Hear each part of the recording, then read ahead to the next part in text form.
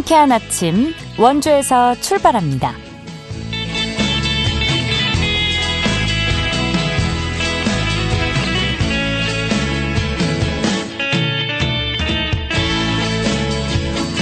여러분 안녕하십니까? 12월 17일 수요일 KBS 원주방송국에서 보내드리는 상쾌한 아침 원주에서 출발합니다. 저는 진행의 이은주입니다.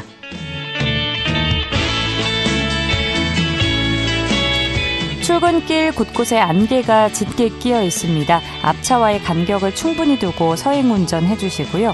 아침 공기는 비교적 포근합니다. 1도 안팎으로 출발하고 있는데요. 한낮에 7도까지 오르겠습니다. 오늘 하늘은 대체로 흐리고 구름 많겠는데요. 일부 산지에는 눈비가 오락가락 내릴 것으로 보입니다. 도로 살얼음에 주의해 주시고요. 내일은 맑은 하늘을 되찾겠지만 아침에 다시 영하권의 추위가 찾아올 전망입니다. 오늘 준비한 소식입니다. 어느덧 2025년을 마무리하는 시기가 되었습니다. 올 한 해 원주 지역의 현안에 대해서 차례로 함께 이야기 나눠보고요. 원주 소방서가 수능을 마친 수험생들을 위해서 특별 안전 체험 교육을 운영 중입니다. 리포터 코너에서 전해드립니다. 끝으로 강원 영서 남부권 소식 차례로 만나보는 통신원 코너. 오늘은 횡성군 통신원 연결해 보도록 하죠. 12월 17일 수요일 상쾌한 아침 원주에서 출발합니다.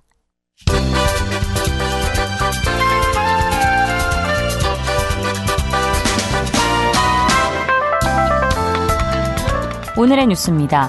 8,200여 명을 모집하는 내년도 원주시 노인 일자리 사업에 1,500여 명이 지원했습니다. 경쟁률은 1.28대 1입니다. 모집 분야는 거리환경 정비와 학교 보안관 등인데요. 대상자는 이달 말에 최종 선발됩니다. 원주시는 사업 탈락자 2,000명을 대기자로 등록해 결혼이 생기면 순차적으로 충원할 계획입니다.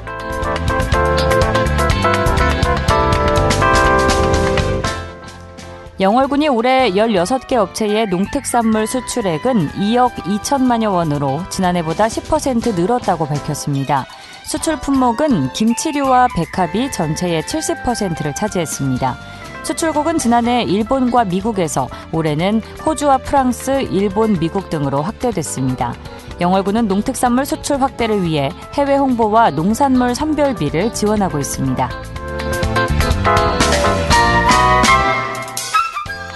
드론을 활용한 평창 지역 농경지 방제 면적이 확대되고 있습니다.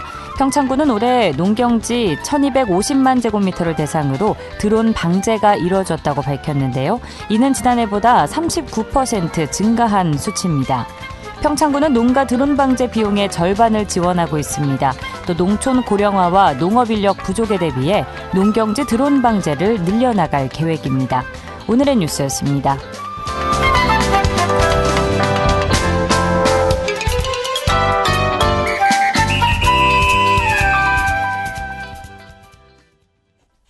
상쾌한 아침 원주에서 출발합니다. 함께하고 계십니다.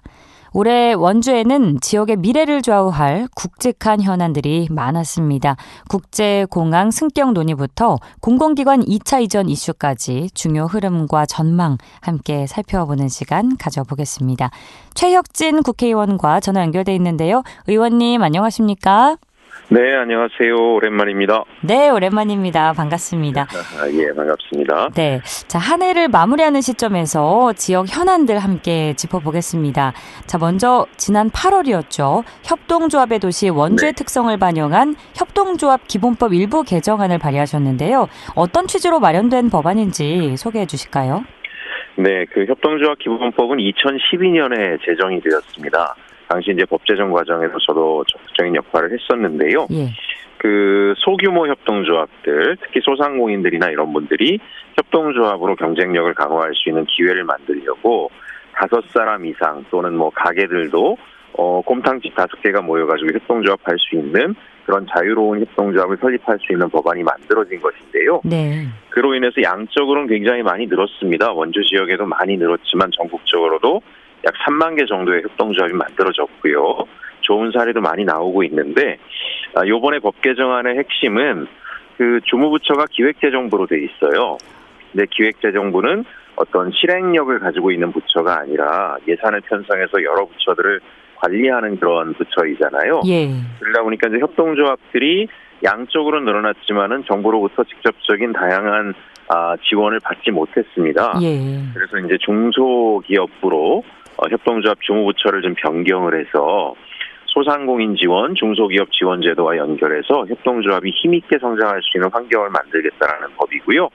또 이제 원주 같은 경우에는 소비자생활협동조합의 본산이기도 하거든요. 예. 한산임협동조합이 있고요. 그래서 이 소비자생활협동조합 관련 법도 중기부로 이관을 해서 그 소비자협동조합 같은 경우에는 공정위가 관리를 했어요. 근데 이제 공정거래위원회는 기업규제부처거든요. 네. 기업을 규제하는 부처가 소비자들이 만든 기업을 관리하니까 지원은 없고 규제만 했기 때문에 예. 기업을 육성하는 부처로 옮겨서 활성화를 할 수 있는 지원 체계를 구축하겠다는 그런 법안들을 발의했습니다. 그러니까 양쪽으로는 협동조합들이 늘었지만 실질적으로 지원이 이루어지는 데는 한계가 있던 점을 보완했다고 이해를 하면 될까요? 예, 그렇습니다. 이제 협동조합들도 다 기업이잖아요. 예. 이 기업이 성장하려면은 자금이 있어야 되겠죠. 그렇죠. 금융, 또 판로 개척 지원이 있어야 되고 R&D 기술 지원이 있어야 되고 또 수출을 하는 분들이 있으면은 수출 지원까지 해야 되는데 이런 부분들이 전혀 이제 갖추어져 있지 않아서 앞으로는 이 법안이 내년 초쯤 통과될 것으로 예상하고 있거든요. 예. 통과가 되고 나면은 아마 협동조합으로 기업하는 것이 훨씬 수월해지고 또 소상공인들이 경쟁력을 높이는 데도 큰 힘이 될 것이라고 생각합니다. 네, 앞으로의 상황을 또 지켜봐야겠습니다. 자, 네. 이어서 많은 시민들의 관심이 집중돼 있는 원주 국제공항 승격 문제 살펴보겠습니다. 의원님께서는 이 사안을 어떤 관점에서 바라보고 계실까요? 일단 뭐 원주에 국제공항이 생긴다라면 나쁠 일은 없겠죠. 그것은 여러 가지로 순기능을 할 것이다라고 보는데요. 예. 이 국제공항 인가라는 것이 대단히 힘든 일이거든요. 예. 왜냐하면 대한민국은 굉장히 좁은 땅이고 공항이 여기저기 만들어지면서 실질적으로 공항 자체가 흑자 운영되는 곳은 그렇게 많지 않습니다. 예. 그래서 나중에 공항을 만드는 데까지는 성공을 했는데 그 공항 자체의 유지 비용으로 많은 어려움을 겪는 곳들이 있고 더더군다나 이제 국제공항 승격이다라고 하는 것은 인근의 국제공항들이 멀지 않은 곳에 있습니다. 예. 인천 우리 이제 김포공항도 있고요, 청주공항도 있습니다. 그런 상황에서 이제 원주권의 국제공항이 있어야 될 이유를 우리가 잘 설명할 수 있어야 되고 그 공항이 안정적으로 운영될 것이다라고 하는 확신을 좀 줘야 되는데요. 해결해야 될 과제들이 좀 몇 가지 있는 것 같아요. 여기가 이제 군공항이잖아요. 네. 그래서 군공항적 성격을 갖고 있기 때문에 국제공항으로서의 갖춰야 될 여러 가지 것들, 그런 인프라를 갖추는데 상당히 많은 투자가 또 있어야 될 것 같고요. 또 하나는 그 공항이 있어야 되겠다라고 하는 중앙부처의 공감대를 이끌어낼 만한 원주가 어떤 여건을 갖춰야 된다고 생각을 합니다. 예. 저는 그 무엇이 먼저냐라고 하게 되면 핑퐁이 될 수 있는데 공항이 생기면 원주가 또 원주 인근이 관광의 중심이 될 것이다 이런 이야기를 하는 분들이 있잖아요. 예.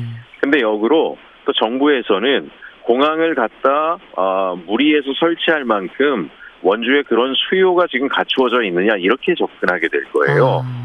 그래서 이제 이 문제에 미스매치가 있는데 이걸 해결하려면 저는 좀 과감한 국제공항을 하려고 하면 과감한 변화가 있어야 되는데 결국은 국제공항을 유치하려면 두 가지 요건을 갖춰야 됩니다. 하나는 실질적으로 관광 수요가 굉장히 많아서 각국에서 찾아올 사람들이 대단히 많다라고 하는 걸 입증해야 되고요. 두 번째는 원주가 산업단지 인프라들이 굉장히 안정화되어 있어서 전 세계로부터 산업적인 이유로 비즈니스를 이유로 원주를 찾아올 사람들이 많다. 이 두 가지가 충족돼야 되잖아요. 예.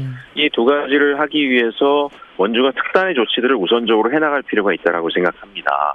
그 원주의 여러 가지 관광 자원들이 개발되어 왔는데 그런 것들을 고도화하고 주변 지역과 연계해서 정말 국내 관광객들로부터가 인산인해로 찾을 수 있는 그런 여건을 만드는 게 하나 있어야 될 것 같고요. 입증해야 되는 거죠.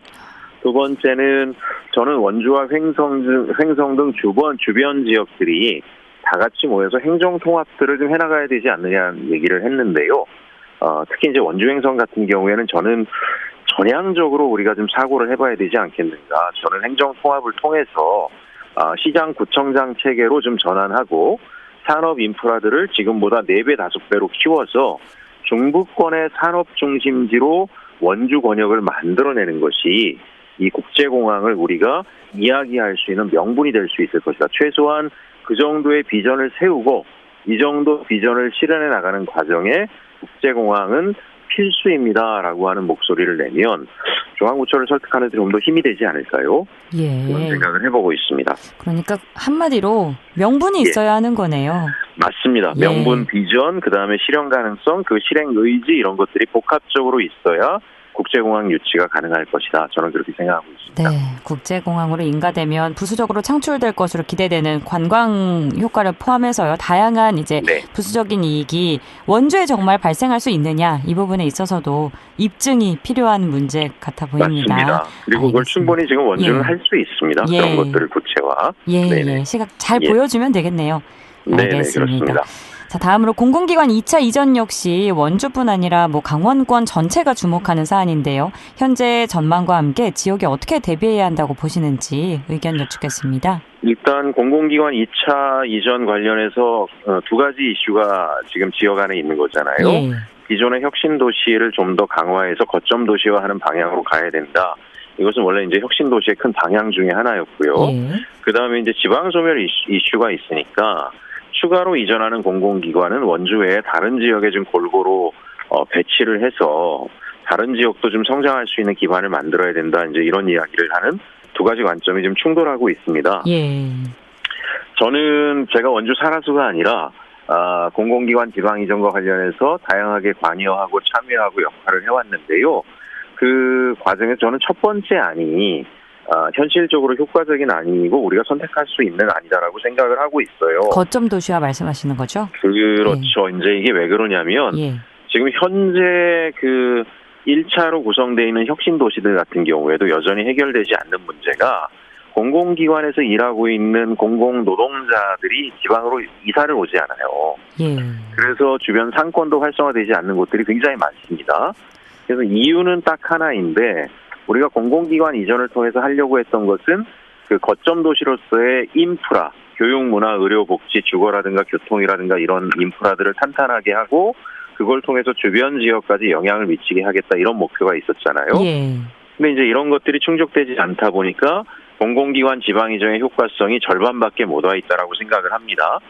이런 상황에서 이걸 또 2차 이전하는 공공기관을 다른 지역으로 넓게 분포해버리면 그 해당 지역은 똑같은 문제에 봉착하게 될 거예요.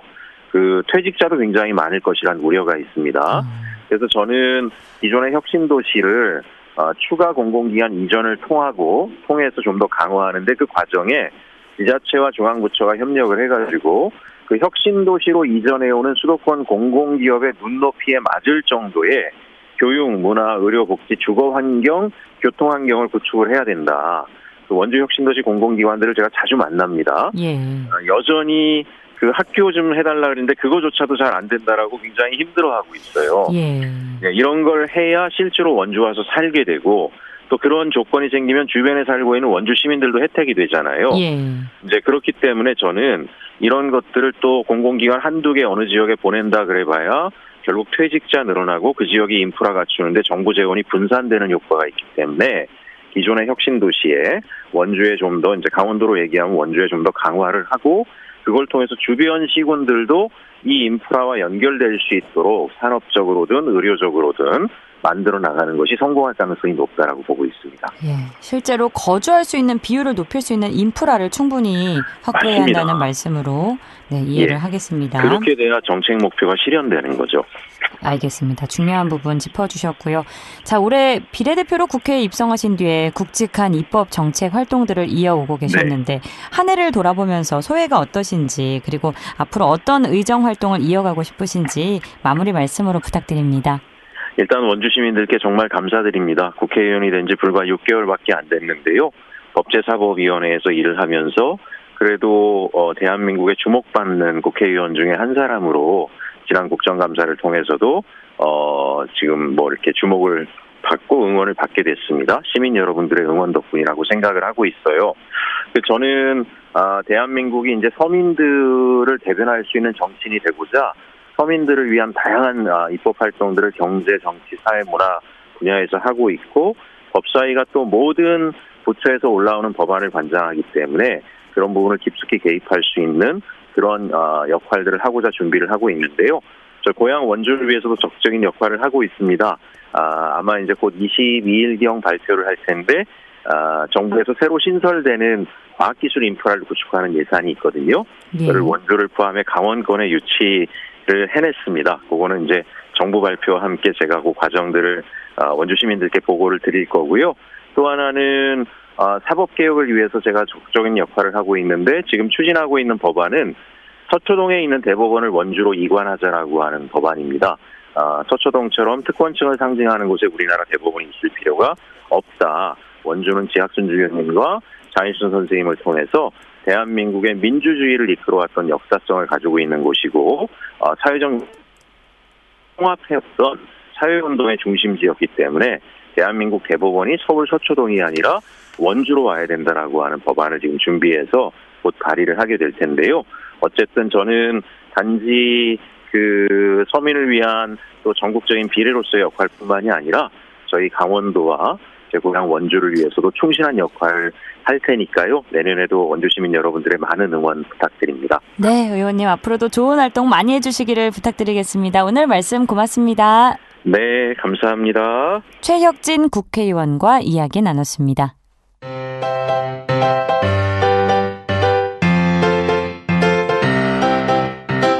KBS 원주방송국이 유튜브 다시 듣기 서비스를 실시합니다. 매일 아침 강원 영서남부권의 뉴스와 정보를 전해드리는 상쾌한 아침 원주에서 출발합니다는 KBS 원주라디오 유튜브 채널을 통해 다시 들을 수 있습니다.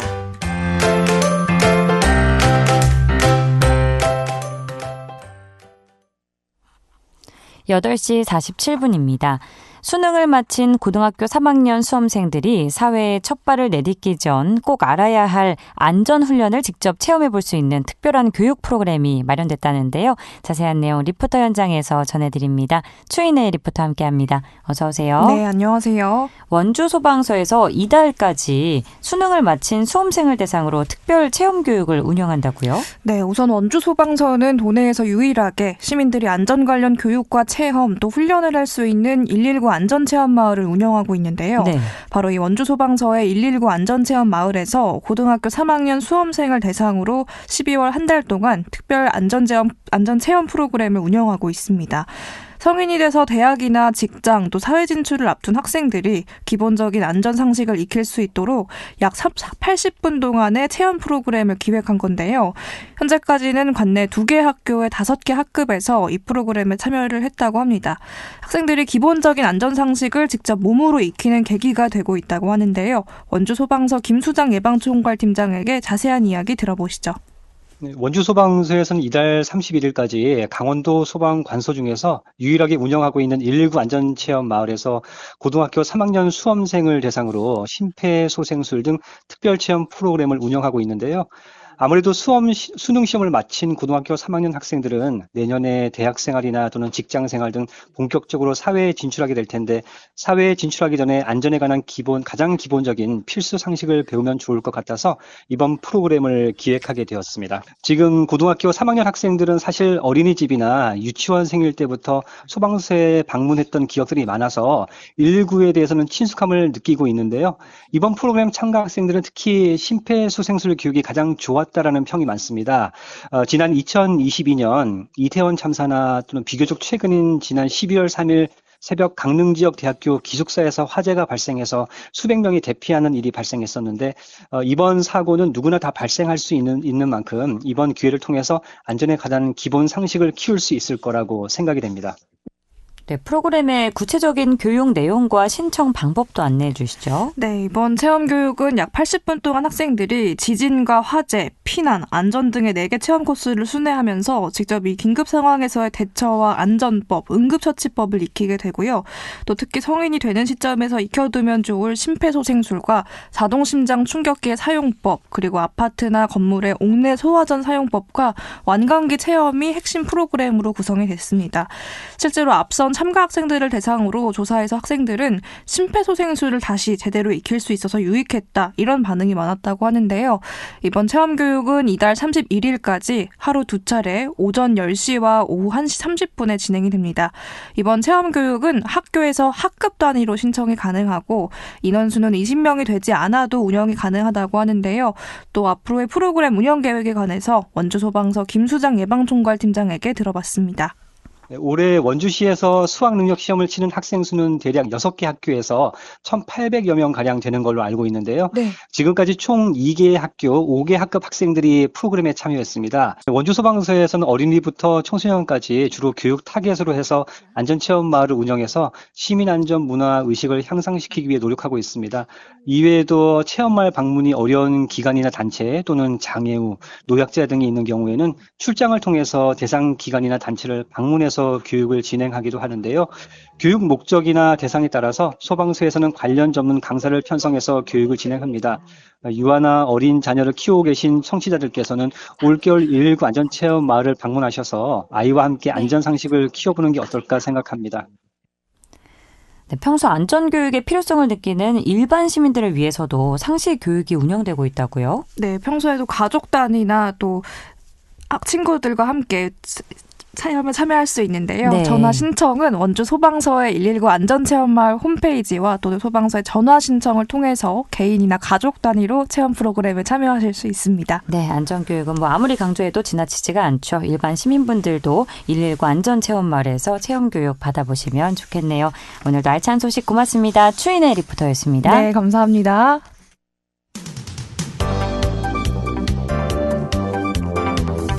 생생한 현장, 유익한 생활 정보를 전해드리겠습니다.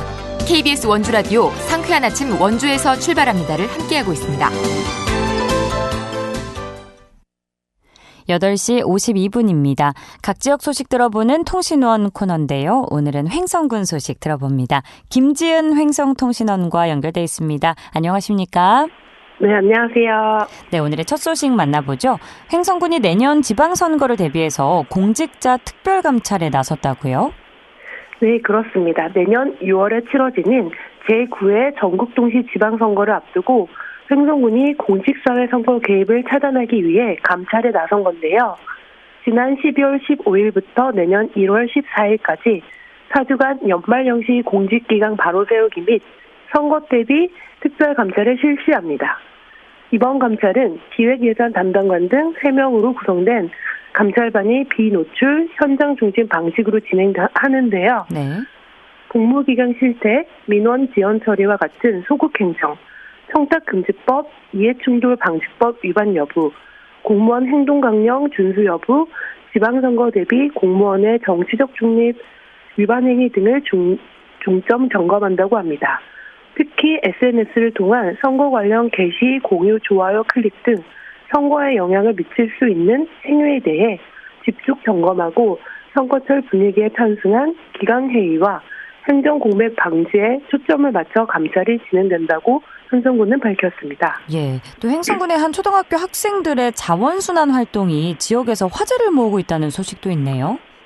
네, 전교생이 10명인 횡성군 소원면 유현초교 어린이들이 일상 속 자원순환에 앞장서고 있는 것으로 알려져 관심을 모으고 있습니다.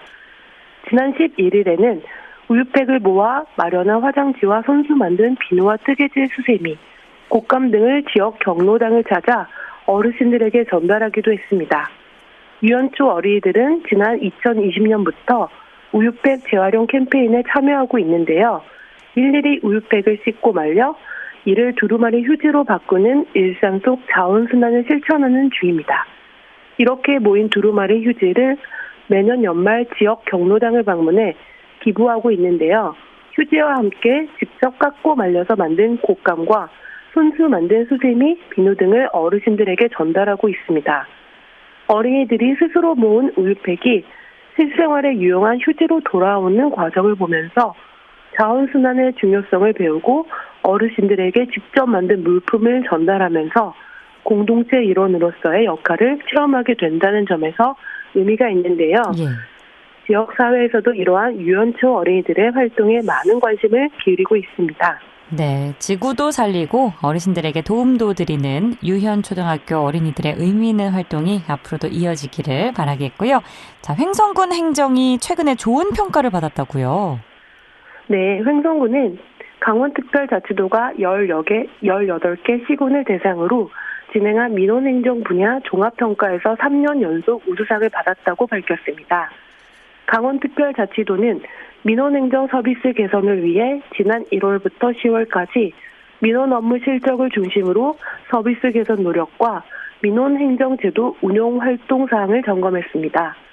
사회적 배려 대상자를 위한 민원 서비스 강화와 민원 담당자 보호 등을 위해 힘써온 점이 반영되었으며 법정 민원 처리 기간 준수율에도 높은 평가를 받은 것이 이번 결과의 근거라고 자체 분석했습니다. 예, 또 끝으로 이번 주말에 열리는 횡성군 문화 소식도 전해주실까요? 네, 청년 무료 영화 관람 지원이 20일 토요일 오후 횡성 시네마에서 열리는데요. 횡성에 거주하거나 횡성군 소재 직장에 다니시는 만 45세 이하 청년이면 누구나 참여하실 수 있고 1인 1회로 제한되어 있는데 현장 발권만 가능하다는 점 미리 알아두시면 좋겠습니다. 방문하실 때에는 신분증이나 재직증명서를 지참해야 합니다. 다음은 제3회 횡성교향악 대축제 소식인데요. 무려 300명의 클래식 연주자가 한자리에 모여 세 번째 대규모 연주회를 연다고 합니다. 시간은 오는 20일 토요일 오후 5시고요. 장소는 횡성국민체육센터입니다. 학교 예술 교육을 통해 자라난 학생 오케스트라, 열정으로 악기를 연주하는 성인 아마추어 오케스트라, 맑은 목소리로 미래를 여는 유스콰이어 어린이 합창단, 깊은 울림을 전하는 성인 합창단까지 세대와 배경을 넘어 모두가 한 무대에서 하나의 음악으로 이어지는 오직 현장에서만 느낄 수 있는 생생한 감동이 기다리고 있습니다. 네, 연말 문화와 함께 따뜻하게 보내보면 좋겠네요. 오늘도 알찬 소식 고맙습니다. 네, 감사합니다. 김지은 횡성군 SNS 서포터와 함께 횡성 소식 들어봤습니다. 12월 17일 수요일에 전해드린 상쾌한 아침 원주에서 출발합니다. 오늘 순서는 여기까지입니다. 지금까지 기술 조원재, 구성 황진영, 진행의 이은주였습니다. 여러분 좋은 하루 보내세요.